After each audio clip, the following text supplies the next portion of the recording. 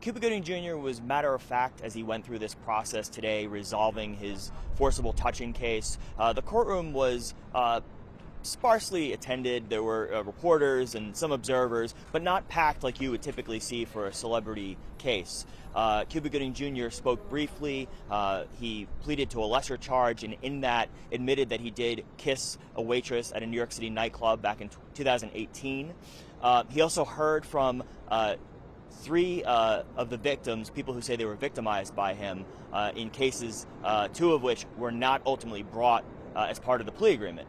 A prosecutor read a statement from the waitress that he kissed, and then one woman appeared by a video and another addressed the court directly. Those victims were upset with what they say is a two-tiered system of justice, rewarding a celebrity and giving him what they said was a slap on the wrist, whereas other people who are not celebrities would be brought to trial and would face jail time for these charges. Cuba Gooding Jr. was initially arrested in the summer of 2019. It's been a 3+ year process. He was accused initially of forcibly touching, groping, kissing 3 women. Prosecutors ultimately decided to drop 2 of those cases and went ahead with a plea deal involving just 1 woman. That was struck in April.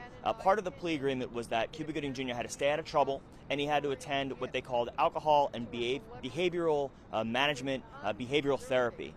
So he's been seeing a therapist. According to prosecutors, he's been fully compliant, and the therapist gave positive reviews, and Cuba Gooding Jr., according to the prosecutor, will continue in therapy beyond that 6-month window that was required as a part of this agreement. It is an interesting coincidence that this case is being resolved right around the 5-year anniversary of the Me Too movement. That movement started with Harvey Weinstein, the Hollywood producer who, in this very courtroom in 2020, was convicted of rape and sentenced to 23 years in prison.